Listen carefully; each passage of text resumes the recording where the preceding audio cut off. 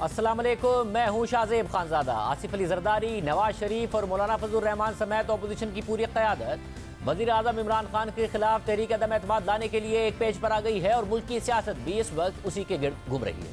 वज़ीर आज़म इमरान खान के खिलाफ तहरीक अदम एतमाद लाने के अपोजिशन के हतमी फैसले के बाद अहम मुलाकातों और मुशावरतों का सिलसिला जारी है। नून लीग के सदर शहबाज शरीफ ने पंजाब में अपने देरीना सियासी हरीफ चौधरी बिरादरान से एक तवील अरसे के बाद मुलाकात की है और ज़रा से तफसीलात सामने आई हैं कि चौधरी बिरादरान के सामने नून लीग ने तहरीक अदम एतमाद का ऑप्शन रखा है। अब जहां अपोजिशन हुकूमत के नाराज अरकान और इत्तेहादियों से अहम मुलाकातों में मसरूफ है, वहीं हुकूमत ने भी इस हवाले से तैयारियां शुरू कर दी हैं और आज वज़ीर आज़म की सरबराही में तहरीक इंसाफ की सेंट्रल एग्जीक्यूटिव कमेटी का इजलास हुआ। वज़ीर आज़म ने इजलास में शरीक CEC अरकान को बताया कि इत्तेहादी हमारे साथ हैं, कहीं नहीं जा रहे। वज़ीर आज़म ने पार्टी रहनुमाओं को हिदायत की कि अपोजिशन के बयानिए का मुकाबला कारकर्दगी से करें, डैम्स, हेल्थ कार्ड, एहसास और कामयाब जवान प्रोग्राम की कामयाबियों पर बात करें और फलाही मंसूबों से मुतालिक हुकूमती इक़दामात को अवामी सतह पर उजागर करें। जबकि इस इजलास से पहले आज चौधरी परवेज़ इलाही के बेटे और वफाकी वज़ीर मोनिस इलाही ने एक तकरीब में वज़ीर आज़म इमरान खान को मुखातिब करते हुए अपोजिशन से मुलाकातों का हवाला दिया और ख़ुद कहा कि हम सियासी लोग हैं, लोगों से मिलना हमारा काम है, हमारा आपसे एक ताल्लुक है और वो निभाने के लिए है। एक बार PTI वालों को कह दें कि घबराना नहीं है। आजकल ये सियासी माहौल कुछ अजीब सा बना हुआ है, पर इसमें कोई ऐसी चीज़ नहीं है। ये तमाशा चल रहा है, जो भी बातें हो रही हैं, सियासी लोग हैं हम, हमारा काम है लोगों को मिलना, कोई घर आए उसको वेलकम करना। लेकिन इसमें जो सबसे इम्पोर्टेंट चीज़ है ना जी, जो समझने वाली है सर, वो ये है कि सियासी लोग तल्लुकात बनाते हैं और तल्लुकात निभाते हैं। जिस तरह हमारा जनाब से एक तल्लुक बना है और वो हमने निभाने के लिए बनाया है। तो मेरी आपसे गुजारिश है कि आप PTI वालों को एक दफ़ा ज़रा तगड़े तरीके से कह दें, घबराना नहीं। जिस पर वज़ीर आज़म इमरान खान ने मोनिस इलाही को जवाब दिया कि अपोजिशन को अब चौधरी शुजात की सेहत का ख्याल आ गया है। अपोजिशन इसलिए मुलाकातें कर रही है क्योंकि वो घबराई हुई है। हमें आप पर और आपके ख़ानदान पर पूरा एतमाद है। जो घबराए हुए हैं ना, उनको अब चौधरी साहब की सेहत का ख्याल आ गया। चौधरी साहब पाकिस्तान के वो पॉलिटिशियन, शायद ही किसी के पास वो स्किल्स हो पॉलिटिक्स के जो चौधरी शुजात के पास है, लेकिन उनको याद आ जाना है एकदम कि उनकी सेहत के ऊपर। ये वो लोग हैं जो वो घबराए हुए हैं। जो घबराए हुए हैं वो आजकल 20-20 साल पुरानी अपने जो वर्कर्स की, अपने जो MPs MNAs की फौतगियाँ उधर भी जा रहे हैं आजकल, उनको याद आ गई हैं, तो इसलिए वो घबराए हुए हैं। हमारा इस वक्त आपके ऊपर, आपकी फैमिली के ऊपर पूरा इत्मीनान है। इस सब के बावजूद क्या हुकूमत में घबराहट है? इस पर बात करेंगे हम वज़ीर ख़ारजा शाह महमूद कुरैशी साहब से। और नून लीग इस वक्त क्या सोच रही है? हसन इकबाल साहब हमारे साथ मौजूद है। पहले हसन इकबाल साहब बहुत शुक्रिया। हसन इकबाल साहब, आप लोगों ने ज़ाहिर है मुलाकात भी की, सारे मामलात किए, एक दिन के अंदर अंदर आपकी उम्मीदों पर पानी नहीं फेर दिया है। जैसे ही मोनिस इलाही ने कह दिया कि हम हुकूमत के साथ खड़े हैं, तो अब क्या रह गया? पंजाब में तो आप कुछ कर नहीं पाएंगे और काफिले पीछे हट गई, MQM भी कोई उम्मीदें नहीं दे रही है, तो आपकी जो वोट ऑफ नो कॉन्फिडेंस है उसमें से हवा नहीं निकल गई पहले? नहीं, मैं नहीं समझता कि वोट ऑफ नो कॉन्फिडेंस अभी उसमें कोई हवा निकल गई। हम इस पे कबल वक्त क्या नहीं कर सकते। ये जो निज़ाम है ना सिस्टम्स का, मैं इंजीनियर हूँ, सिस्टम्स थ्योरी पे यकीन रखता हूँ। इंसान का जिस्म है, अगर उसके अंदर कोई अनवांटेड चीज़ चली जाए तो हमारा मुदाफ़ियाती निज़ाम जो है उसको फ्लश आउट कर देता है, हम वॉमिट कर देते हैं।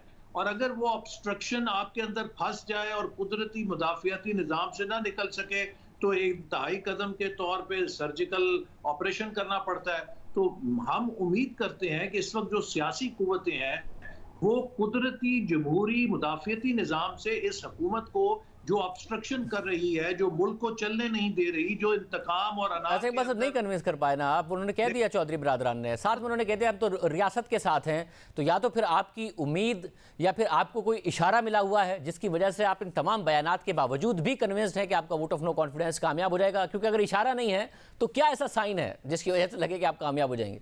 सबसे बड़ा इशारा हमें पाकिस्तान के अवाम का मिला हुआ है। हम जिस बाजार में जाते हैं, जिस पब्लिक प्लेस पे जाते हैं, 10 में से 9 लोग ये सवाल करते हैं कि इन जालिमों से निजात कब दिलवा रहे हैं। महंगाई ने हमारा जिंदा रहना दूभर कर दिया है, लॉ एंड ऑर्डर खत्म हो चुकी है, कोई शख्स महफूज नहीं है, कोई शख्स अपने बच्चों का पेट नहीं पाल सकता। ये हुकूमत तो लोगों के लिए एक डरावना ख्वाब बन चुकी है। मगर ऐसा और फिर इत्तेहादियों को भी तो कहेंगे ना, उनके वो भी तो इलेक्ट होके आए हैं, इत्तेहादियों को भी उनके जो वोटर सपोर्टर है कहेंगे कि इस हुकूमत को गिराएं, इस हुकूमत से हटें। वो फिर भी अगर हुकूमत के साथ खड़े हैं तो वो वाजे कर रहे हैं कि वो आपकी जो बात है उस पर लबैक नहीं कह रहे हैं, तो फिर आपका वोट ऑफ नो कॉन्फिडेंस नाकाम ही होगा ना। मैं आपको तवातर से ये बात कहता रहा हूं कि रफ्ता रफ्ता ये रियलिटी इत्तेहादियों में सिंक इन करेगी, क्योंकि अगर इनमें से कोई अपनी पॉलिटिकल गोल्डन हैंडशेक लेना चाहता है वो तो इस हुकूमत से मराद लेता रहेगा आखिरी वक्त तक, जितना इससे नकद और नकद ले सकें फायदा उठाओ, उसके बाद गोल्डन हैंडशेक है। लेकिन अगर कोई अपनी सियासत को कायम रखना चाहता है और मुस्तकबिल के ऊपर नजर है तो वो इस हुकूमत से फासला करने पे मजबूर हो जाएगा, क्योंकि अगर वो नहीं हटेंगे और लोग ये जान गए हैं कि इन हलीफ जमातों की वजह से ही ये हुकूमत और महंगाई का अजाब उनके ऊपर मुसल्लत है, तो अवाम इन हलीफ जमातों को भी माफ नहीं करेंगे। मगर सिर्फ आपका सिर्फ और सिर्फ नारेबाजी ज़ाहिर है बहुत ज़्यादा हो रही है अपोजिशन की तरफ से, मगर होमवर्क नहीं है आपका मुकम्मल, जो बारहा नज़र भी आता है। मुलाकातों के बाद जो वीकेंड्स पर हुई हैं उसके बाद एक शो में शायद फ़खर अब्बासी साहब कह रहे थे कि मरकजी हुकूमत जाएगी, सूबाई हुकूमतें कंटिन्यू कर सकती हैं, जबकि आप ये कह रहे थे कि मरकजी हुकूमत भी जाएगी, सूबाई हुकूमतें भी गिराई जाएंगी, खैबर पख्तूनख्वा की हुकूमत भी जाएगी और उसके बाद आम इंतखाबात होंगे। तो आप लोगों का होमवर्क ही पूरा नहीं है, आप लोग खुद एक पेज पर नहीं है। मैं आपको ये अर्ज करना चाहता हूं कि अगर आप पाकिस्तान की तारीख पे नजर डालें, कभी ये नहीं हुआ कि मरकज की हुकूमत जाए तो सूबाई हुकूमतें बरकरार रह गई हों। जिस तरह से आप एक दीवार में से मास्टर ईंट निकालते हैं, वो एक ईंट निकलती है पूरी दीवार को गिरा देती है। जब आपके कौमी असम्बली के इंतखाबात होंगे तो ये मुमकिन नहीं है कि बाकी सूबाई असम्बलियाँ जो कि खुद बहुत थिन मेजॉरिटी पे खड़ी हैं या खुद उनके अंदर काफ़ी डिविजन्स हैं वो बरकरार रहें, फिर एक जनरल इलेक्शन पे ही जाना पड़ेगा। तो इसलिए इस बारे में मुझे कोई ज़्यादा तशवीश नहीं, चूँकि पाकिस्तान की 70 साल की आप तारीख देखें, जब भी कौमी असम्बली का इलेक्शन हुआ है वो जनरल इलेक्शन की सूरत में ही हुआ है। बस मगर एक और चीज़ है जिसकी वजह से नज़र आता है कि आप लोगों का होमवर्क मुकम्मल नहीं है कि पाकिस्तान पीपल्स पार्टी और आज हुकूमत भी कह रही है, शाह महमूद कुरैशी साहब ने कहा कि पीपल्स पार्टी नहीं चाहती कि जल्दी इंतखाबात हो, वो अगर ये हुकूमत को गिराकर दोबारा एक नई हुकूमत बनाना चाहते हैं जिसके साथ वो चले और मरकजी हुकूमत में उनको हिस्सा मिले। आप चाहते हैं कि जैसे ये हुकूमत गिरे उसके फ़ौरन बाद नए इंतखाबात हो। ये भी एक बहुत बड़ा जो पॉइंट ऑफ डिफरेंस है आपके और पीपल्स पार्टी के दरमियान। शाहजेब देखिए, बड़ी दिलचस्प बात है कि शाह महमूद कुरैशी साहब कभी मुस्लिम लीग नून के तर्जुमान बन जाते हैं, कभी वो पीपल्स पार्टी के तर्जुमान बन जाते हैं। वो बेहतर है कि पीटीआई के तर्जुमान बन के बताएं कि पीटीआई क्या चाहती है। पीपल्स पार्टी के पास भी बहुत काबिल तर्जुमान मौजूद हैं जो उनका अपना मौकफ बयान कर सकते हैं। और मगर ये उनका अपना ही मौकफ है एक तरह से कि हमारी हुकूमत महफूज है, क्योंकि ये वजह है कि सिंध में पीपल्स पार्टी की हुकूमत है, नए इंतखाबात के नतीजे में उन्हें क्या मिल जाएगा, पंजाब में उनकी वो प्रेजेंस नहीं है, तो पीपल्स पार्टी का कोई रिटर्न नहीं है कि इस हुकूमत को गिराए और नए इंतखाबात कराए, इसलिए वो चाहते हैं ये हुकूमत गिरे और एक नई हुकूमत आए जिसमें उनको भी हिस्सा मिले। ये पॉलिटिकल असेसमेंट है उनकी। पीपल्स पार्टी की लीडरशिप बिलावल भुट्टो साहब और आसिफ जरदारी साहब पब्लिकली और हमारे साथ भी मीटिंग्स में इस बात पर इत्तफाक कर चुके हैं कि इस हुकूमत का जल्द अज जल्द रुखसत होना और नए इंतखाबात के लिए भी अय्याज सादिक साहब से ही मैंने आपके प्रोग्राम में सुना, उन्होंने कहा कि जरदारी साहब ने कहा कि जो एक साल के लिए इस हुकूमत को निकाल के बैठेगा वो इस हुकूमत के हिस्से की गालियां अपने हिस्से डाल लेगा। आप मुझे बताइए ना, अगर कोई सियासतदान अलिफ बे भी जानता है तो उसे पता है कि एक साल में पीटीआई की तबाहकारी को कोई दुरुस्त नहीं कर सकता, उसने सिर्फ इनके हिस्से की गालियां खुद खानी है। तो ऐसा नहीं साहब, ये अब देखिए अयाज सादिक साहब ने एक प्रोग्राम में बिल्कुल कहा, मगर ये जो मुलाकात लेटेस्ट हुई है उसमें आप भी मौजूद थे, तो क्या जरदारी साहब ने इस ख्वाहिश का इजहार किया कि ये हुकूमत गिरा के अपनी हुकूमत बनाने का क्या मामला करना है, या वो इस बात पर आपके साथ मान गए कि इस हुकूमत को गिराते ही नए इंतखाबात की तरफ जाना है? देखिए, इस हवाले से मेरा नहीं ख्याल कि अपोजिशन में कोई कंफ्यूजन है कि पाकिस्तान जिस बहरान के अंदर गिरफ्तार है, और सबसे बड़ा बहरान हमारा मुआशी बहरान है, हम मईशत को 24 घंटों की बुनियादों पर धंसा रहे हैं। अगर हमने मईशत को रिकवर करना है तो उसके लिए डीप स्ट्रक्चरल रिफॉर्म्स की ज़रूरत है, और कोई भी पार्टी, कोई भी हुकूमत एक साल के अंदर किसी किस्म की इस्लाहात नहीं कर सकती।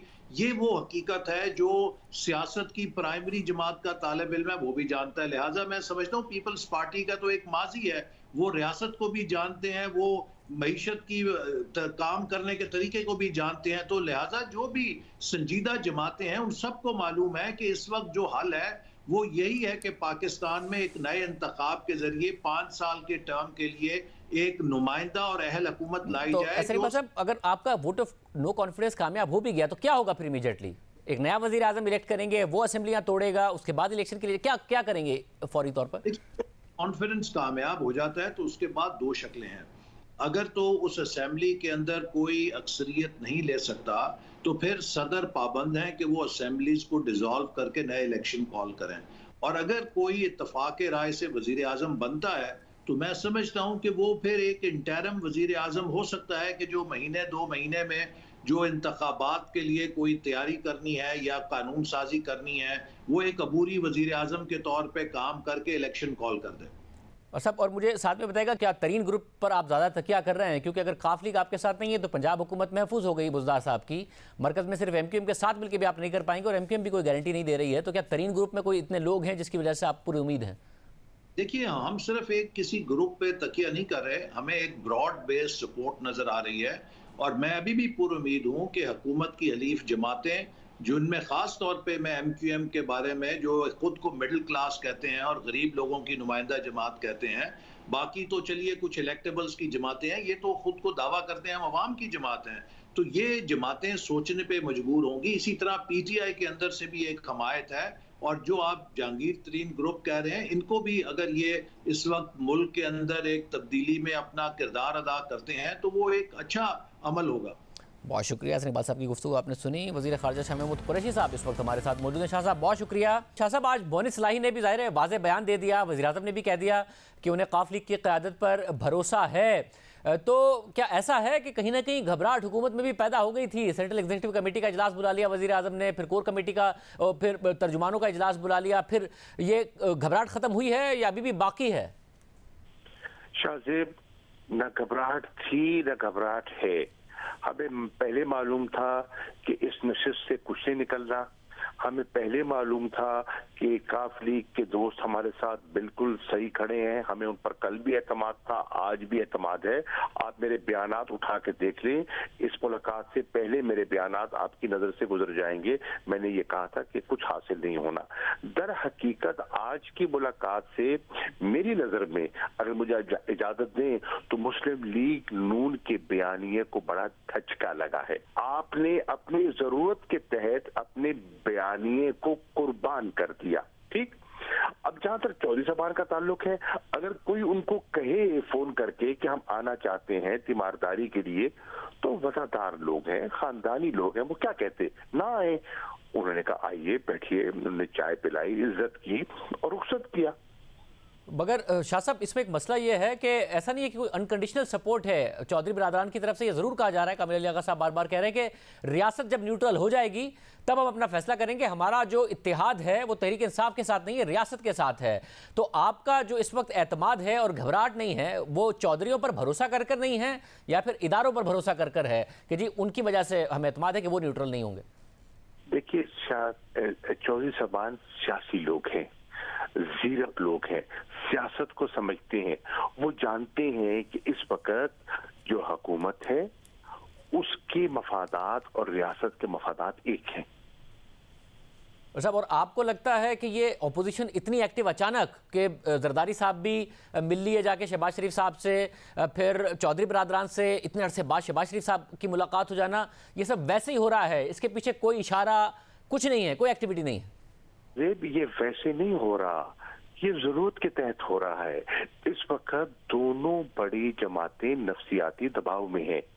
उनके अपने लोग जो हैं वो परेशान हैं, मायूस हैं। उनको उम्मीद दिलाने के लिए कि बिल्कुल बिल्कुल जो है फतह जो है वो करीब तर है, वो उनकी ढारस बांधने के लिए ऐसा कर रहे हैं। आपको लगता है कि काफ लीग की तरफ से कह देना बहुत है? क्योंकि मौलाना फजल रहमान से जहांगीर तरीन साहब का भी रब्ता हो गया और मुझे याद है आपने मेरे प्रोग्राम में गुज़िश्ता हफ्ते ही कहा था कि तरीन ग्रुप के साथ जो लोग थे, कोई ग्रुप नहीं है, उनको सबको हमने मुतमईन कर दिया है। मगर ये रब्ता कहीं आपके लिए खतरनाक तो नहीं साबित हो जाएगा? बिल्कुल नहीं, हमें उन राब्तों से कोई घबराहट नहीं है। अब देखिए, मौलाना बहुत मोहतरम है, मैं इनका एहतराम करता हूं, लेकिन आप देखें कि डेरा इस्माइल खान के लोगों ने क्या फैसला सुनाया है। उनका अपना जिला है, वहां के लोगों ने वाजे अक्सरियत तहरीक इंसाफ को कामयाब किया है वाजे वोटों से। तो इससे जाहिर क्या हो रहा है? उससे जाहिर हो रहा है कि लोग इस वक्त कोई तब्दीली नहीं चाहते और लोग समझते हैं। देखिए अब उनका बयानिया क्या है? उनका बयानिया शाहजेब ये है कि जनाब बड़ी महंगाई हो गई, मईशत का सत्यानाश हो गया। अब सवाल ये है, लोग कहते हैं चलिए ये चले जाते हैं, आप आ जाते हैं, जो इस वक्त तेल की कीमतें हैं, जो गैस की कीमतें हैं, जो इंटरनेशनल फूड कमोडिटी प्राइसेस हैं, वो आप आ जाए तो क्या वो कीमतें जब तक नीचे आ जाएंगी? नहीं आएंगी। तो बेवकूफ नहीं है, लोगों को पूरी तरह अगर पड़े हुए नहीं है तो कड़े हुए हैं, वो इस बयानियों को नहीं बाय कर रहे। मगर शाह साहब इसका क्या क्राइटेरिया है? सही कह रहे हैं आप कि डेरा इस्माइल खान में तो हारे मौलाना, मगर जो पहले मरहले का नतीजा है उसमें 66 तहसील और सिटी काउंसिल्स में से 23 के साथ JUIF लीड कर रही है, तहरीक इंसाफ 18 के साथ दूसरे नंबर पर है, 2/3 मेजॉरिटी वाला आपका सूबा है, तो उन्हें तो बड़ा फायदा हुआ है बल्दियाती इंतखाबात में अपने बयानिए को लेकर। देखिए शाहजेब, बिल्कुल, देखिए पहली बात तो ये है कि आइए तज्जिया कर लें। खैबर पख्तूनख्वा के इंतखाबात से एक दो चीजें तो बड़ी वाज़ेह होगी ना, कि दो बड़ी जमातें हैं जिसकी बुनियाद पर अदम एतमाद होगा, वो तो दोनों पिट गई ना। आप देखें कि खैबर पख्तूनख्वा में पीपल्स पार्टी को कितनी सीटें मिली हैं और नून को कितनी मिली हैं। ये अब जो कल फेज हुआ है, सिर्फ एक सीट ली है पीपल्स पार्टी ने, एक। तो इनका बयानिया, तो इनका तो लोगों ने इन दोनों बड़ी जमातों को खैबर पख्तूनख्वा में दफन कर दिया है। और सिंध के हालात आप देख रहे हैं, आज आप देखिए शाहजेब, 3 रोज हो गए हैं, लाशें सड़क पे पड़ी हैं और पर्चा दर्ज नहीं हो रहा, तस से मस कोई नहीं आ रहा। बिलावल से सवाल करते हैं, मीडिया जवाब देने को तैयार नहीं है। आज आप देखिए कि 6 लोग और एक दरख्त काटते पे 6 लोगों को मार दिया गया है। कि सिंध के हालात आप देखें क्या है। शाह साहब, जो अगर पीपल्स पार्टी के पास एक कोई परफॉर्मेंस क्राइटेरिया नहीं है, ये जो आप अब बात कर रहे हैं, जाहिर है कि अगर वो आ जाएंगे तो किस तरीके से बेहतर कर देंगे। जो सिंध के हालात हैं वो मुसलसल पाकिस्तान पीपल्स पार्टी के ऊपर एक सवालिया निशान बनाते हैं। पर खैबर पख्तूनख्वा में जो दूसरा मरहला होगा उसमें जाहिर है कुछ ऐसे स्ट्रॉन्ग एरियाज़ हैं जो कि नून लीग के स्ट्रॉन्ग एरियाज़ हैं, और फिर अगर पंजाब में जाते हैं और वहाँ पर आपको शिकस्त होती है तो फिर नहीं बहुत ज़्यादा सवालात पैदा हो जाएंगे। आपको लगता है कि सिर्फ और सिर्फ कल के जो नताइज हैं खैबर पख्तूनख्वा के, उसको बुनियाद बनाकर आप ये सोच सकते हैं कि खतरा टल गया है या खतरा मौजूद है और आपको पता नहीं चल रहा है? देखिए नहीं, देखिए मैं ये देखो, सियासत एक मुसलसल जद्दोजहद का नाम है। ऑपोजिशन से आप ये तवक्को करें कि हाथ पे हाथ रख के घर बैठ जाएगी, ये मुमकिन नहीं है। वो तगोदो करेंगे, जुस्तजू करेंगे, मेरे नजरिए के मुताबिक, मेरी सोच के मुताबिक कोशिश करेंगे, कामयाबी नहीं होगी। दूसरी बात ये है, पंजाब का आपने जिक्र किया। देखिए पंजाब में पीपल्स पार्टी जोर लगा चुकी है और वो देख चुकी है कि पंजाब में उनको पजीराई नहीं मिली और वो नाकाम दिखाई दे रहे हैं, मायूस दिखाई दे रहे हैं। और इसलिए तो वो कह रहे हैं कि इधर तुम उधर हम, यानी कि नून को वो सरेंडर कर रहे हैं पंजाब, और कह रहे हैं कि सिंध तुम हमें रहने दो। लेकिन इस वक्त अल्हम्दुलिल्लाह तहरीक इंसाफ इमर्ज कर रही है, वाहिद वफाकी जमात जो पंजाब में भी है, खैबर पख्तूनख्वा में भी है, और इंशाअल्लाह सिंध में भी 26 फरवरी को कम्मू शहीद से दाखिल होने वाली है। वैसा अगर मुझे साथ में ये बताइएगा कि उस सब के दरमियान आपको लग रहा है कि जो एक दाव है ऑपोजिशन का, क्योंकि आप कह रहे हैं कि ये फेल होने वाला है, तो वज़ीर आज़म खुद कहीं ना कहीं कंसिडर कर रहे हैं कि बजट के बाद, उसके बाद एक अहम तकर्री के बाद वो खुद अर्ली इलेक्शन में चले जाएं? वज़ीर आज़म पूरे 5 साल करना चाहते हैं? क्यों? उनको मेरी नजर में अपनी टर्म मुकम्मल करनी चाहिए और इंशाअल्लाह वो अपनी टर्म मुकम्मल करेंगे और फिर जो आईनी मुद्दत पूरी करने के बाद आवाम के सामने जाएंगे और आवाम के सामने अपना मुकदमा रखेंगे। और ये जो स्टेबिलिटी है वो कैसे हुकूमत को मिलेगी आखिर साल में? क्योंकि ज़ाहिर ऑपोजिशन जब आपको गिराने की कोशिश कर रही होगी और नहीं भी गिरा पाएगी तो इत्तेहादी बार्गेनिंग पोजीशन में होंगे। बाप पार्टी ने पहले ही वजारतें मान ली हैं, MQM कुछ कह नहीं रही है, मगर जाहिर है वो भी कुछ ना कुछ चाहते हैं, काफ लीग भी आपसे कुछ ना कुछ चाहेगी, तो आप एक मुसलसल एक ब्लैक मेलिंग पोजीशन में नहीं होंगे इत्तेहादियों के हाथों? देखिए कोलिशन जब होती है ना, कोलिशन में जो आपके साथी होते हैं उसके तकाजे होते हैं और उनको सुनना भी पड़ता है, अकोमोडेट भी करना पड़ता है, और इंशाल्लाह हमने किया है, आइंदा भी करेंगे। हम MQM के दोस्तों ने हमारा साथ दिया है। अभी भी आप देखें जो सिंध में बल्दियाती कानून लेकर आए हैं उस पे PTI, MQM Pakistan, GDA, Jamaat Islami तक का सबका एक मौक़िफ़ है कि ये तो पहले से भी बदतर की तरफ जा रहे हैं और उन्होंने सबने मुस्तरद किया है। इसी तरह आप देखेंगे कि हर जगह अल्लाह के फजलो करम से हमें पजीराई मिल रही है। आपने देखा है गिलगित बल्तिस्तान में मिली है, आज़ाद कश्मीर में मिली है, यहाँ पहले तहरीक इंसाफ थी नहीं, आज खैबर पख्तूनख्वा में है, आज पंजाब में है, आज गिलगित बल्तिस्तान में है, आज आज़ाद कश्मीर में है, आज बलूचिस्तान में फैल रही है और इंशाअल्लाह सिंध में दाखिल हो रही है। वैसे ज़ाहिर है गिलगित बल्तिस्तान आज़ाद कश्मीर में जो इंतखाबात हैं जिसकी मरकज़ में हुकूमत हो उसकी रिफ्लेक्शन हमें माजी में भी नजर आई है। आपको लगता है क्राइटेरिया हो सकता है किसी भी मुस्तकबिल का, और आप इत्तेहादियों की भी बात पर 100% यकीन करेंगे या तहरीक इंसाफ खुद भी एक्टिव होगी अपने अराकीन को मनाने के लिए भी और इत्तेहादियों को भी मनाने के लिए कि कहीं कोई सरप्राइज ना हो जाए? देखिए मेरी नजर में जो तहरीक इंसाफ की टिकट पर मुंतखब होकर आया है ना, वो आईनी तौर पे भी कानूनी तौर पे भी वोट ऑफ कॉन्फिडेंस का पाबंद है, कानूनन इखलाकन सियासी तौर पर पाबंद है, ठीक है। और वो मुझे यकीन है कि वजीर आजम इमरान खान के साथ रहेंगे। मेरी नजर में जो हमारे इत्तेहादी हैं उन्हें कुछ हासिल नहीं होता पीपल्स पार्टी और नून का साथ देने। देखिए उनका अभी भी एक एतमाद का फुकदान है, वो क्या दे देंगे? क्या नून लीग पंजाब की क़यादत काफली को देने को तैयार है तो बताएं। और शाह साहब मुझे बताइएगा कि आप ज़ाती तौर पर आपने ख़त भी लिखा टॉप 10 की फहरिस्त में ना आने पर, अब आपका इत्मीनान हो गया है? आपको बता दिया गया है कि अगर नहीं आए तो क्या वजह थी ना आने की? देखिए मुझे तो इत्मीनान है कि वजीर आजम ने हमेशा काबीना में एक मरतबा नहीं, 2 मरतबा नहीं, 3 मरतबा दफ्तर खारजा की जो काविशें हैं उसको सराहा है। अभी उन्होंने गुफ्तगू की है जिसपे फॉर्मर डिप्लोमेट्स थे, फॉरेन सेक्रेटरीज थे, कुछ मीडिया के लोग भी थे। उन्होंने कहा कि इस दफा जो मेरा चीन का दौरा हुआ है कभी ऐसा नहीं हुआ। आपने देखा 19 दिसंबर को इस्लामाबाद में जो OIC का इजलास हुआ 40 साल बाद अफगानिस्तान पे हुआ। आप देख रहे हैं कि एक ही माह में चीन और रूस दोनों के दौरे हो रहे हैं, जर्मनी ने दावत दे दी है, यूरोपियन यूनियन बुला रहा है। वजीर आजम ने पूरा एतमाद का इजहार किया है, मैं उनका शुक्रगुजार हूं और मैं शुक्रिया अदा करना चाहता हूं अपने सफारतकारों का जो शब रोज मेहनत करते हैं। वैसे आपने ज़ाहिर खत में भी अपनी इन काफ़ी सारी चीज़ों का जिक्र किया है, बट ऑपोजिशन यही तो कह रही है कि अगर ये सब इतना अच्छा है तो वजीर आजम ने टॉप 10 में वजारत खारजा को क्यों नहीं रखा है? अर्ज ये है वो न जाने क्राइटेरिया, तभी तो मैंने वजाहत मांगी है ना। मैंने वजाहत मांगी है कि एक तो 70% है जो आपने कहा है कि क्वांटिटेटिव जजमेंट है, फेयर इनफ, मैथमेटिकल है। दूसरा है क्वालिटेटिव जजमेंट। मैंने पूछा है कि जो क्वालिटेटिव जजमेंट है अगली रहनुमाई के लिए मैं इसके हक में हूं कि ऐसा कीजिए, लेकिन बताइए तो सही ना उसके टर्म्स ऑफ रेफरेंस क्या है, कैसे जज किया जाएगा, क्या क्राइटेरिया है। मैंने वजाहत मांगी है ताकि अगले क्वार्टर्स जो आए उसमें सब वजारतें जो है वो बेहतर मनसूबाबंदी कर सके। और शाह साहब आपका जो खत है जिसमें आपने ये वजाहत मांगी है वो बतौर वजीर खारजा शाह महमूद कुरैशी साहब के तहफ़्फ़ुज़ात की रिफ्लेक्शन है या फिर पूरी वजारत खारजा में जो तशवीश पाई जाती है उसकी अक्कासी करता है? कि वजारत में खारजा के लोग बहुत मेहनत करते हैं।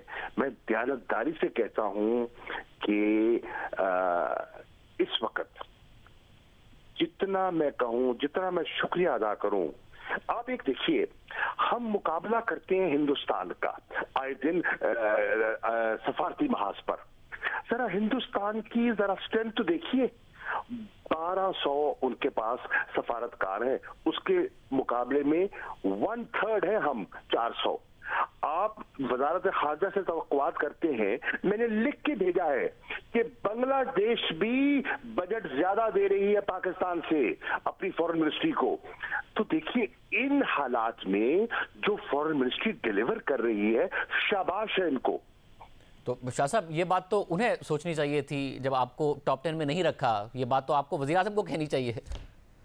कि टॉप 10 में किसी एक चंद एक रिव्यू कमेटी के आने ना आने से अहमियत नहीं है। मेरे लिए अहमियत है इमरान खान की, जो मेरा वजीर आजम है, जिसको मैं जवाबदेह हूँ, जो मेरी पार्टी का चेयरमैन है, उसका मुझ पर मुकम्मल एतमाद है और वो मुतमईन है और मेरा यही इत्मीनान है। वो रिव्यू कमेटी के फैसले से भी उनका इत्मीनान है, उन्होंने ही ये टॉप 10 को इनामात दिए हैं, तो उनको मुबारक हो, जिनको इनामात मिले हैं उनको मुबारक हो। शाह साहब, फिर हुकूमत पे कैसे रिफ्लेक्ट करती है ये कि वजारत खारजा, वजारत ख़जाना, वजारत बिजली और पेट्रोलियम अहम तरीन वजारतें हैं, खुद वज़ीर आज़म की नज़र में टॉप 10 में नहीं है, तो फिर मुल्क के हालात कैसे बेहतर कर दिए उन्होंने? अगेन शाहजेब, अंडरस्टैंड कीजिए, अंडरस्टैंड ये है कि कुछ बेंचमार्क्स रखे गए थे, उन बेंचमार्क्स को सामने रख के उन्होंने अपनी असेसमेंट दी है। अब प्राइम मिनिस्टर साहब ने, और आपने देखा, उन्होंने खुद कहा कि ये हमने एक शुरुआत की है, एक बिगिनिंग की है गुड गवर्नेंस के लिए, हेल्थी कंपटीशन के लिए। अब उसकी इवैल्यूएशन को बतदरीज हम बेहतर करते चले जाएंगे और अगर इवैल्यूएशन और बेहतर हो जाएगी तो इंशाल्लाह आप देखेंगे और लोग भी आगे आएंगे। बहुत शुक्रिया। वज़ीर ख़ारजा महमूद कुरैशी साहब हमारे साथ मौजूद थे, गुफ्तगू आपने सुनी। प्रोग्राम में शामिल करते हैं।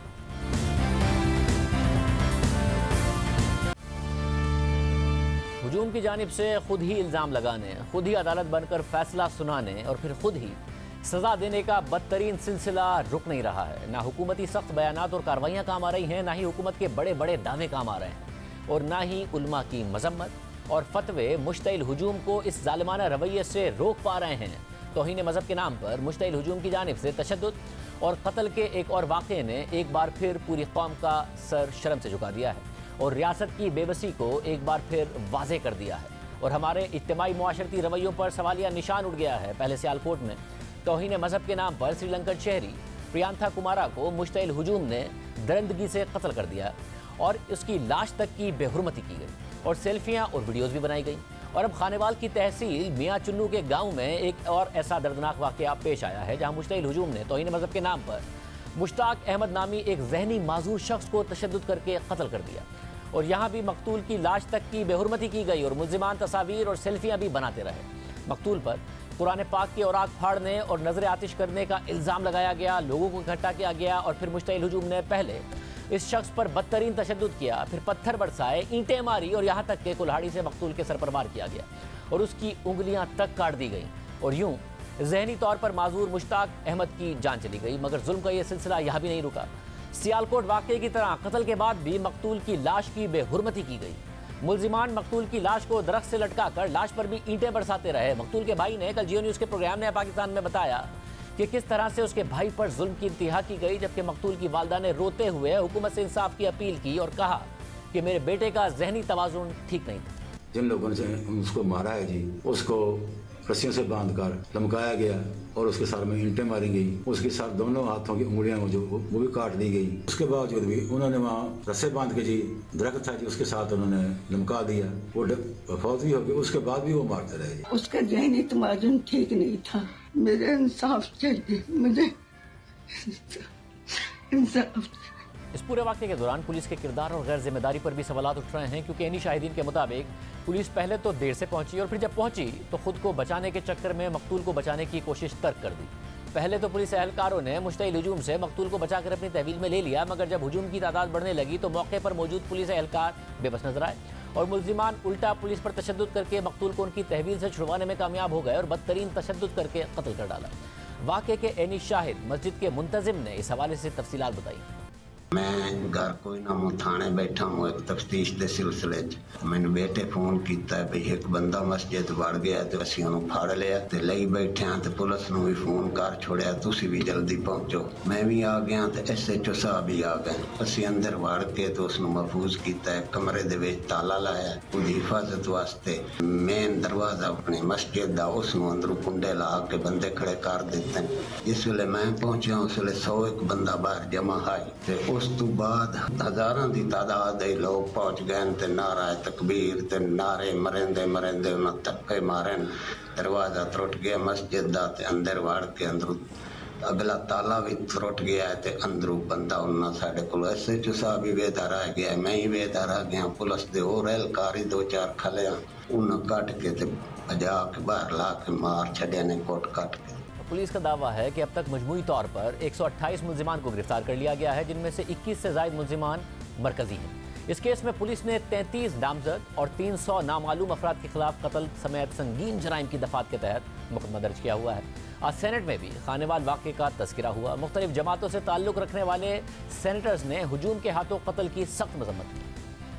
हमारे सोसाइटी का इशू बनता जा रहा है कि लोग समझते हैं कि वो बग़ैर किसी को ट्राई किए, बग़ैर अदालतों में रजू किए अपनी अदालतें प्राइवेट लगा सकते हैं। तो निजी अदालतें और इस तरह की बर्बरियत बेशक हिंदुस्तान में हो रही होगी, लेकिन हम ये यहाँ नहीं होने दे सकते। दुख कर लें, आहोजारी कर लें, ये बयान दे दें कि हम कैफरे किरदार तक पहुँचा देंगे, ये कह दें कि हम छोड़ेंगे नहीं, ये कह देंगे कि वो बच के नहीं जाएंगे, ये कह दें कि जी आइंदा हम ऐसे नहीं होने देंगे।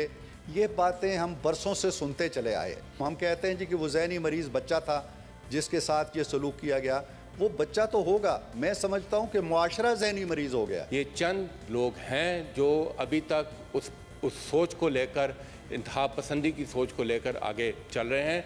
मैं फ्लोर ऑफ द हाउस पर ये यकीन दिलाना चाहता हूँ कि हुकूमत इसके ख़िलाफ़ पहले भी इक़दाम ले रही है, मज़ीद सख्त से सख्त इक़दाम लेंगे और इंतज़ामी तौर पर भी जहाँ पर कहीं कहीं गफलत नज़र आई उनके ख़िलाफ़ भी सख्त कार्रवाई होगी और ज़रूर इसको ह्यूमन राइट्स कमेटी में भी लेके जाएँ। सानिया खानेवाल पर हुकूमत की तरफ से मजम्मती बयानात का सिलसिला भी जारी है। खुद वज़ीर-ए-आज़म इमरान खान ने वाक़े का नोटिस लेकर IG पंजाब से रिपोर्ट तलब की है। वज़ीर-ए-आज़म ने ट्वीट किया कि किसी फ़र्द या गिरोह की जानिब से कानून हाथ में लेने की कोशिश कतन गवारा नहीं की जाएगी, चुनाचे मॉब लिंचिंग को निहायत सख्ती से कुचलेंगे। मैंने IG पंजाब से मियां चुन्नू वाक़े के जिम्मेदारों और फ़राइज़ की अंजामदही में नाकाम रहने वाले पुलिस एहलकारों के खिलाफ कार्रवाई की तफसीलात तलब की हैं। तौहीन मज़हब के नाम पर इल्ज़ामात लगने और लोगों पर तशद्दुद करने और मावरा अदालत कत्ल करने के वाक़यात में हालिया सालों में तशवीशनाक इजाफा देखा गया है। अब तो हाल ये है कि एक या दो लोग नहीं बल्कि सैकड़ों लोग मिलकर हुजूम की शक्ल में खुद ही इल्ज़ाम लगाते हैं, खुद ही अदालत बनते हैं और खुद ही फैसला सुनाकर सज़ा तक दे देते हैं और लाश तक की बेहुरमती की जाती है और फिर तस्वीरें बनाकर जश्न मनाया जाता है। हालिया तहकीक के मुताबिक पाकिस्तान में 1947 से लेकर 2011 के मुकाबले में 2011 से लेकर 2021 तक के 10 सालों में तौहीन मजहब के इल्ज़ामात में रिकॉर्ड इजाफा हुआ है। Centre for research and security studies की हालिया रिपोर्ट के मुताबिक पाकिस्तान में 1947 से लेकर अब तक तौहीन मजहब के 1415 इल्ज़ामात में 89 शहरियों को मावरा अदालत कत्ल किया गया है, जिनमें मर्दों की तादाद 71 जबकि ख़वातीन की तादाद 18 बनती है। जबकि इस अरसे में 1308 मर्दों और 107 ख़वातीन पर तौहीन मजहब के इल्ज़ामात लगाए गए। मगर तशवीश की बात यह है कि 1947 से लेकर अब तक मजमूई तौर पर 1415 तौहीन मजहब के इल्ज़ामात लगे, जिनमें से 1287 इल्ज़ामात सिर्फ पिछले 10 सालों यानी 2011 से लेकर 2021 तक लगाए गए हैं। Centre for research and security studies की रिपोर्ट के मुताबिक क्योंकि पाकिस्तान में ज़्यादातर तौहीन मजहब के केसेस प्रेस में रिपोर्ट नहीं होते, इसलिए उनकी असल तादाद इससे काफ़ी ज़्यादा हो सकती है। ये डेटा ये वाज़े करता है कि मुल्क में हालिया सालों में तौहीन मजहब के इल्ज़ामात में किस हद तक इजाफा हुआ है। ये सूरत हाल हुकूमत के लिए और हमारे मुआशरे के लिए भी इंतहाई तशवीशनाक है कि किस हद तक हमारा मुआशरा मजहबी पसमानदगी और जवाल की जानिब गामज़न है। इसके अलावा ये सवाल भी उठता है कि सियासत के लिए मजहबी नफरत अंगेज़ी के इस्तेमाल का ऐसे वाक़यात में इजाफे में क्या किरदार है और इसका कौन जिम्मेदार है। प्रोग्राम में आगे बढ़ते हैं। नूर मुकद्दम कत्ल केस ने हालिया कुछ दिनों में ड्रामाई मोड़ ले लिया है। मरकजी मुल्जिम ज़ाहिर जाफ़र अपने बयान से मुकर गया है और अदालत में नया बयान जमा करा दिया है। मरकजी मुल्जिम ज़ाहिर जाफ़र के अदालत में जमा कराए गए हतमी बयान के मुताबिक मैं बेगुनाह हूँ, मुझे और मेरे साथियों को गलत तौर पर केस में घसीटा गया। मुल्जिम का कहना है कि मैं नूर मुकद्दम के साथ लिविंग रिलेशनशिप में था। नूर ने मुझे ज़बरदस्ती अमेरिका की परवाज़ लेने से मना किया। नूर मुकद्दम ने कहा कि मैं भी तुम्हारे साथ अमेरिका जाना चाहती हूँ। हम एयरपोर्ट के लिए निकले मगर नूर ने टैक्सी वापस घर की तरफ मुड़वा दी।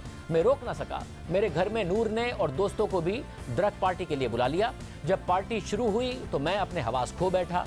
होश में आया तो मुझे बांधा हुआ था। पुलिस ने आकर बचाया। मुझे होश में आने पर पता चला कि नूर का कत्ल हो गया है। मुझे और वालिदैन को गलत तौर पर इसलिए फंसाया जा रहा है क्योंकि वाक़या मेरे घर में हुआ है। पुलिस आने से पहले शौकत मुकद्दम और उनके रिश्तेदार हमारे घर में मौजूद थे। उनसे पूछगछ नहीं हुई। तफ्तीशी अफसर ने नूर मुकद्दम के फ़ोन का CDR 20 जुलाई 2021 सुबह 11:15 बजे का हासिल किया। इससे पता नहीं चल सकता कि नूर ने किस किस को ड्रग पार्टी में मदऊ किया था। मुल्जिम ने अदालत को यह भी बताया कि वो ड्रग साइकोसिस का मरीज़ है और मुल्क के अंदर और बैरून मुल्क ज़ेरे इलाज रहा है। आज इस्लामाबाद की एडिशनल एंड सेशन कोर्ट में नूर मुकद्दम कत्ल केस की समाअत हुई तो मुल्ज़िम ज़ाहिर जाफर के वकील शहरियार नवाज ने अदालत में 2 वीडियोस पर मबनी USB तहरीरी जवाब में जमा कराई। जज अता रब्बानी ने सवाल किया कि USB किस चीज़ की है तो मुल्ज़िम के वकील ने जवाब दिया कि USB में 2 वीडियोस रिलेशनशिप से मुताल्लिक हैं। इसके बाद मुल्ज़िम ज़ाकिर जाफर के वकील बशारतुल्लाह ने जिरा शुरू करते हुए सवाल किया कि नूर मुकद्दम का मोबाइल फ़ोन मुहर्रर माल खाना के सुपुर्द क्यों नहीं किया गया, किसी भी पार्सल और फ़र्द का गवाह ही नहीं है, थेरेपी वर्क्स के मुलाजिम का खून उठाया ही नहीं गया, मालूम नहीं कैसे मैच हो गया, कॉल डेटा रिकॉर्ड तमाम मुल्जिमान का नहीं लिया गया, तफ्तीशी ने मौके से कोई फिंगरप्रिंट्स नहीं लिए, सिवाय CDR के हमारे खिलाफ तो कोई सबूत नहीं। वकील ने दलाइल देते हुए कहा कि मुल्जिम ज़ाकिर जाफर का CDR एडिट किया गया क्योंकि वालिदैन को नामजद करना था। 5 सफ़ात मुद्दई और 3 सफ़ात मुल्जिम के CDR के गायब हैं। रिकॉर्ड में टेम्परिंग की गई है। यह वाहिद पोस्टमार्टम है जो साबित ही नहीं हो सकता कि किया किसने है। CCTV वीडियोस के मुताबिक नूर मुकद्दम 18 जुलाई की रात मेरे मौक्किल के घर आई। पुलिस ने मेरे मौक्किल के घर से नूर मुकद्दम का अनलॉक्ड फ़ोन मुल्जिम की निशानदही पर बरामद किया। पुलिस ने पहले यह फ़ोन उसी फ्लोर से कैसे बरामद नहीं किया? आला पुलिस अफसरान मौके पर गए लेकिन घर सर्च नहीं किया। नूर का मोबाइल भी इसी मंजिल पर अलमारी में था लेकिन अलमारी लॉक्ड नहीं थी। मुद्दई ने जिरा में कहा कि बेटी ने व्हाट्सएप पर कॉल की थी।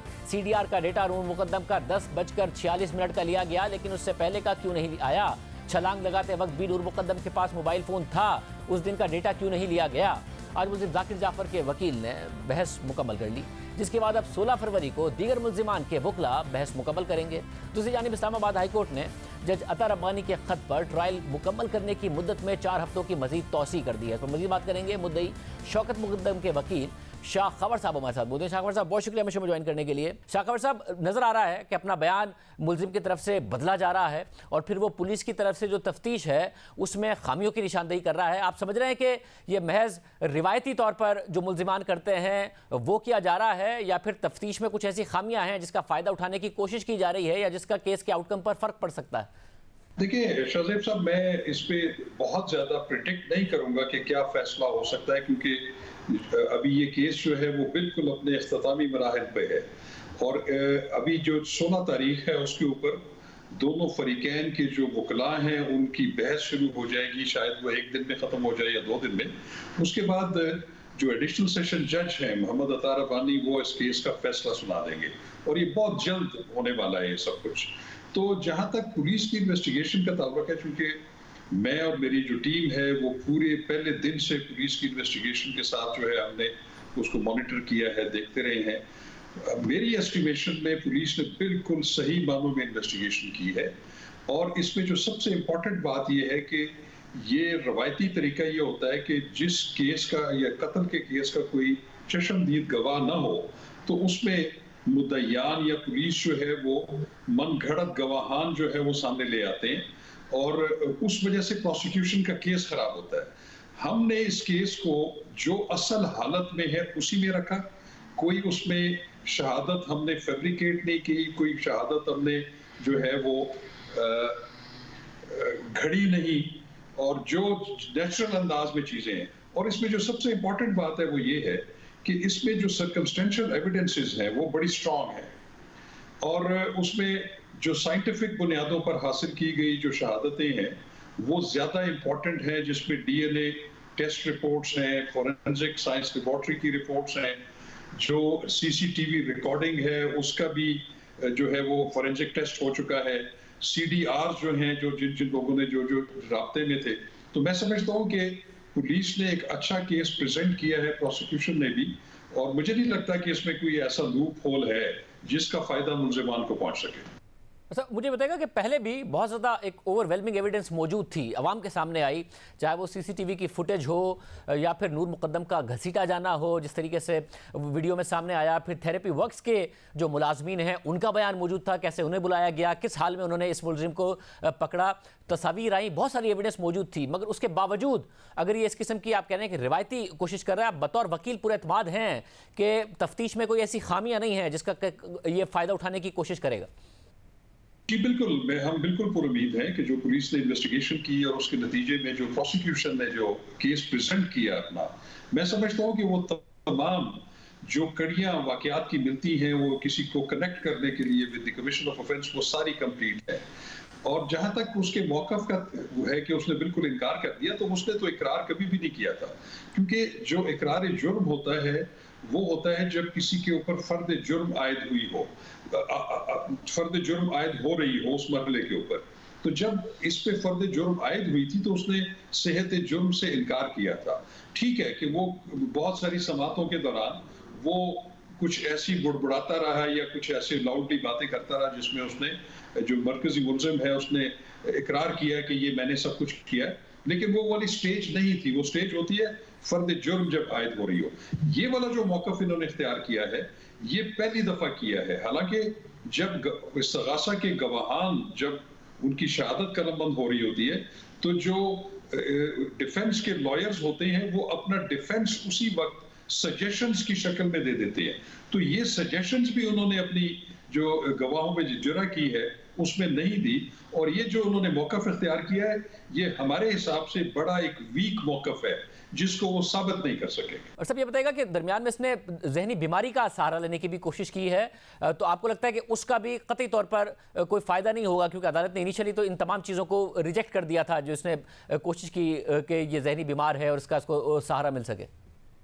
जी, उन्होंने देखे कि समात के दौरान उन्होंने वो भी बड़ी बिलेटेड स्टेज के ऊपर बड़ी ताखीर के बाद जो है उन्होंने उसके ज़हनी मरीज होने की एक दरख्वास्त दी थी, जो कि जज साहब ने बड़े मुफस्सल फैसले के नतीजे में उसको डिसमिस कर दिया था। और इंटरेस्टिंग बात यह है कि उसको वो आगे चैलेंज कर सकते थे इस्लामाबाद हाई कोर्ट में, उसकी रिवीजन फाइल कर सकते थे, लेकिन उन्होंने रिवीजन भी फाइल नहीं की। तो इसका मतलब है कि जो ज़हनी मरीज होने वाला मौक़िफ़ जो एक दफ़ा उन्होंने लिया था उसको दोबारा उन्होंने इतने पुरजोर अंदाज से नहीं लिया, और उन्होंने वही मौक़िफ़ इख्तियार किया जिसका आप जिक्र कर रहे हैं, जो कि वो बिल्कुल उससे बिल्कुल मुनहरिफ हो गया है कि मैं तो सिर्फ एक ऐसे वाक़यात हुए कि जब मुझे होश आया तो मैंने देखा कि मैं उस कमरे में बंदा पड़ा था और उसमें जो मरहूमा है मकतूला उनकी डेड बॉडी पड़ी हुई थी। तो ये उसका जो मौक़िफ़ है, या उससे पहले वो जो जिक्र कर रहा है कि कुछ और भी लोग आए और उधर को पार्टी हो रही थी, तो वो भी जो सीसीटीवी रिकॉर्डिंग है जो कि अदालती रिकॉर्ड का हिस्सा है वो कहीं पे भी वो रिफ्लेक्ट नहीं हो रही। तो ये जो मौक़िफ़ है मैं समझता हूँ कि बड़ा एक कमज़ोर मौक़िफ़ इख्तियार किया है जो कि उनको हेल्प नहीं करेगा। खबर साहब बहुत शुक्रिया मशहूर में ज्वाइन करने के लिए। प्रोग्राम में आगे बढ़ते हैं। इस्लामाबाद हाई कोर्ट में आज लापता सहाफ़ी और ब्लॉगर मुदस्सिर नारो और दीगर लापता अफराद केस की समाअत हुई, जहाँ chief justice Islamabad high court justice Athar Minallah ने अगली समाअत में अटॉर्नी जनरल की हुकूमती मौक़िफ़ पेश करने और अपने हतमी दलाइल देने का आखिरी मौका देते हुए केस का फैसला सुनाने का हुक्म दे दिया है। आज इस्लामाबाद हाई कोर्ट में मौजूद जियो न्यूज़ के सहाफ़ी उवैस यूसुफ़ज़ई के मुताबिक समाअत के दौरान जस्टिस अतर मिनत अल्लाह ने पूछा कि जबरी गुमशुदगियों के कमीशन की तरफ से कोई आया है। आज अटॉर्नी जनरल ने दलाइल देने थे। जस्टिस अतर मिनत अल्लाह के सवाल पर अदालत में मौजूद एडिशनल अटॉर्नी जनरल ने जवाब दिया कि ऑर्डर ताख़ीर से मिला, अदालत को बताना था कि हुकूमत इस बारे में क्या कर रही है, जबकि जबरी गुमशुदगियों के कमीशन से कोई नहीं आया। आज की समाअत के दौरान अदालत ने पूछा कि कितने अफराद मिसिंग हैं और इस बारे में क्या पेशरफ्त है। इस पर एडिशनल अटॉर्नी जनरल ने अदालत को बताया कि मिसिंग पर्सनस के 8000 केसेस थे, जिनमें से 6000 हल हो गए, कुछ वापस आ गए, कुछ जेलों में थे, कुछ हिरासती मराकज़ से वापस आए। समाअत के दौरान जस्टिस अतर मिनत अल्लाह ने पूछा कि क्या ऐसा कोई कानून है कि शहरियों को उठाया जा सके। आपको बताना था पिछले साल शहरियों के लापता होने के जो वाक़यात हुए उनमें क्या हुआ। साल 2010 में जस्टिस कमाल मंसूर आलम का कमीशन बना था, उसकी रिपोर्ट भी पेश करें। तहफ़्फ़ुज़ रियासत को करना है, रियासत पर ही मुलविस होने का शुबा हो तो कौन तहकीकात करेगा। इन सब वाक़यात का जिम्मेदार कौन है, तयन होना चाहिए। समाअत के दौरान अदालत में मौजूद लापता अफराद के वकील कर्नल रिटायर्ड इनामुर रहीम ने कहा कि रिपोर्ट आई है कि 221 लापता अफराद की डेड बॉडीज भी फराहम की गई हैं। कमीशन का काम था कि वो तहकीकात करते, लाशें कैसे हवाले कर सकते हैं। समाअत के दौरान एडिशनल अटॉर्नी जनरल ने अदालत को बताया कि कल की काबीना मीटिंग के लिए माहिरा साजिद केस की रोशनी में समरी भेजी है, जिसके बाद जस्टिस अतर मिनत अल्लाह ने इस्तफसार किया कि अटॉर्नी जनरल दलाइल के लिए कब तक आ सकते हैं। अदालत फैसला ही दे सकती है, ये कोर्ट मिसिंग पर्सनस केसेस से मुताल्लिक फैसला देगी। इस्लामाबाद हाई कोर्ट ने केस की समाअत 28 फरवरी तक मुलतवी करते हुए अगली समाअत में अटॉर्नी जनरल को अदालती मुआवनत और दलाइल देने के लिए तलब कर लिया है, जबकि जबरी गुमशुदगियों के कमीशन को आइंदा समाअत से कबल रिपोर्ट जमा कराने का भी हुक्म दे दिया है। और इस्लामाबाद हाई कोर्ट में कमरा अदालत के बाहर लाहौर से ताल्लुक़ रखने वाले सहाफ़ी और ब्लॉगर मुदस्सिर नारो के बेटे सचल की 4थी सालगिरह भी मनाई गई, जो गुज़िश्ता 4 सालों से पहले अपनी वालिदा और दादी के साथ और फिर वालिदा के इंतकाल के बाद अब दादी के साथ अपने वालिद की रिहाई के लिए अदालतों और कमीशन के चक्कर लगा रहा है। लेकिन अब तक ना तो उन्हें मुदस्सिर नारों की बाजियाबी के हवाले से कुछ पता चल सका है, ना ही ये पता चल सका है कि वो कहाँ हैं और किस हालत में हैं। इस्लामाबाद हाई कोर्ट की चीफ जस्टिस अतर मिनल्ला इस केस को एक टेस्ट केस करार देते हुए मुदस्सिर नारों की बाजियाबी की जिम्मेदारी वज़ीर आज़म और वफाकी काबीना पर आयद कर चुके हैं। इस हवाले से अदालत के हुक्म पर मुतासरा ख़ानदान की 2 माह पहले वज़ीर आज़म से मुलाकात भी करवाई गई। वज़ीर आज़म ने मुदस्सिर नारों की बाजियाबी के लिए अपना किरदार अदा करने का भी वादा किया, मगर आज तक कुछ नहीं हो सका है। जबकि वफाकी वज़ीर बराए इंसानी हुकूक शेरी मज़ारी भी अदालत के बुलाने पर 1 दिसंबर की समात में ये मौक़िफ़ दे चुकी हैं कि हुकूमत ने जबरी गुमशुदगियों के हवाले से कानून साजी कर ली है जो सेनेट भिजवाई जाएगी। लेकिन माजरा ये है कि खुद शेरी मज़ारी ने सेनेट के फ्लोर पर एतराफ़ किया कि मिसिंग पर्सन से मुताल्लिक बिल खुद मिसिंग यानी लापता हो गया। ने क्रिमिनलाइजेशन ऑफ मिसिंग पर्सन्स का कानून पास कर दिया है, असेंबली में सेनेट में आ चुका है, सेनेट में ले नहीं हो रहा। मैं भी ये सवाल बड़े अरसे से पूछ रही हूँ कि क्यों नहीं वो ले हो रहा सेनेट में बिल, ताकि जल्द पास हो। ये मसला बहुत बड़ा है और मैं अभी भी कहती हूँ और हमारी हुकूमत कि ये पोजीशन है कि ये जमहूरियत में अनएक्सेप्टेबल है। मैं हैरान हूँ सेनेट चेयरमैन साहब, आपसे मैंने उस दिन भी बात की थी कि जल्दी ले कर दें। गवर्नमेंट बिल गवर्नमेंट ला सकती है, मैं नहीं ला सकता जी, पार्लियामेंट्री अफेयर ने लाना है मैडम, यही मुझे पता है, बट ये कंफ्यूजन को दूर करें। सेनेटर्स भी आप भी, जो गवर्नमेंट के कानून है वो गवर्नमेंट ने ले करने हैं। उन्होंने सेनेट में भेज दिया है गालबन। I would ask thank you जी, parliamentary affairs should not delayed, क्योंकि काफी महीने गुजर गए हैं, ये बिल क्यों नहीं ले हो रहा। ठीक है जी, खर्चा मर्चा करिए तो मैं honourable missing, the bill is gone missing. Programme में आगे बढ़ते हैं। इस्लामाबाद हाई कोर्ट ने परवेज मुशर्रफ के खिलाफ तहकीकात को नैब के लिए एक टेस्ट केस करार दे दिया है। नैब ने खुद बताया कि साबिक सदर के खिलाफ 2018 से तहकीकात कर रहा है, मगर अभी तक ठोस पेशरफ नहीं हो सकी है। इस्लामाबाद हाई कोर्ट में कर्नल रिटायर्ड इनामुर रहीम एडवोकेट की चेयरमैन नैब के खिलाफ तौहीन अदालत की समाअत हुई और नैब ने परवेज मुशर्रफ के हवाले से अपनी रिपोर्ट इस्लामाबाद हाई कोर्ट में पेश की और अदालत को बताया कि इस्लामाबाद हाई कोर्ट के 8 फरवरी 2018 के हुक्म के मुताबिक नैब हेडक्वार्टर ने 15 मार्च 2018 को परवेज मुशर्रफ के खिलाफ इंक्वायरी की मंजूरी दी। इंक्वायरी के दौरान मुख्तलिफ महकमा जात, तमाम बैंक्स, FBI और इलेक्शन कमीशन से परवेज मुशर्रफ के असासों की तफसीलात हासिल की गई और उन्हें कॉल अप नोटिस भी भेजे गए। इलेक्शन कमीशन में जमा कराई गई तफसीलात से पता चला कि परवेज मुशर्रफ की बैरून मुल्क 2 जायदादें और 2 अकाउंट्स हैं जिनकी तफसीलात के लिए MLA भेजे गए और उनके जवाब का अभी तक इंतजार है। मुतल्लिका हुक्काम को याद दहानी के लिए खुतूत भी लिखे गए। इसके अलावा परवेज मुशर्रफ को सवालनामा भी भेजा गया। नैब ने बताया कि बरतानिया और मुत्तहिदा अरब अमारात से MLAs का इंतजार है। अदालत में समाअत के दौरान नैब प्रोसिक्यूटर ने मौक़िफ़ इख्तियार किया कि बैरून मुल्क से MLA के जवाब मिलने का इंतजार है। MLAs के जवाब मिलने पर कार्रवाई करने या ना करने का फैसला होगा। इस पर chief justice Islamabad high court justice Athar Minallah ने कहा कि नैब की जिम्मेदारी है कि वो ये तासुर ज़ाहिर करे कि सिर्फ मुंतखब नुमाइंदों का एहतसाब होता है। मुशर्रफ आर्म्ड फोर्सेज से नहीं बल्कि चीफ एग्जीक्यूटिव और पब्लिक ऑफिस होल्डर थे। वो सियासी जमात के सरबरा और सियासतदान हैं, इसलिए परवेज मुशर्रफ का केस नैब के लिए एक टेस्ट केस है।